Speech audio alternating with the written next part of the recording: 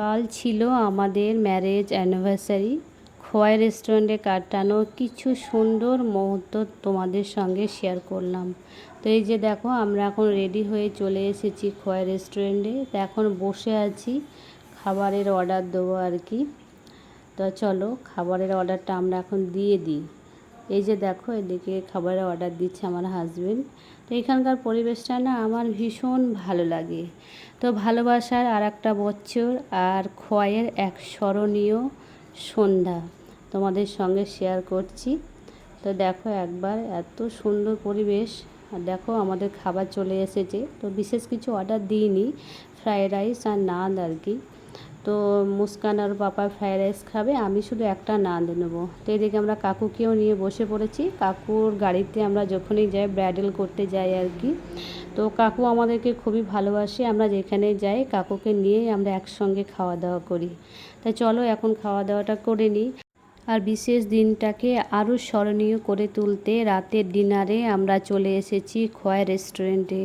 আর সুন্দর পরিবেশ, সুন্দর খাবার আর কিছু অসাধারণ মুহূর্ত।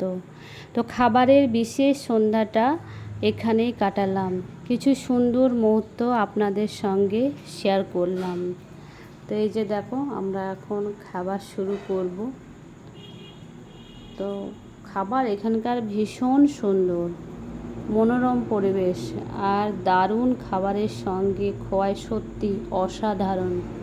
আমাদের তো ভীষণ ভালো লাগে। আশেপাশে তো সেরকম কোনো রেস্টুরেন্ট নেই, খোয়াই আছে, কিন্তু খোয়াইয়ের পরিবেশটা আমার সত্যি ভালো লাগে। তুমি কিছু খাও আর না খাও, চারপাশটা একটু ঘুরেই যদি দেখো না, তো তোমার পরিবেশটা খুবই সুন্দর লাগে। তাই চলো আমরা এখন খাওয়া দাওয়াটা সেরে নিই।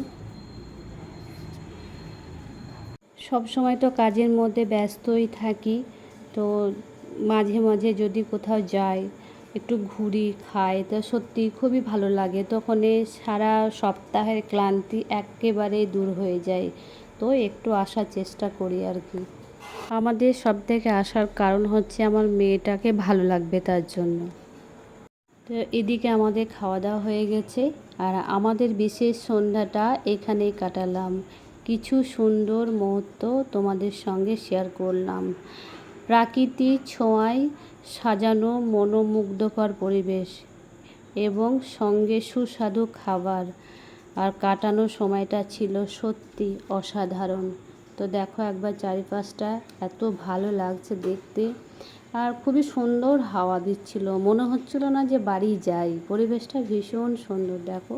তা চলো আজকের ব্লগটা এখানেই শেষ করছি। বাই।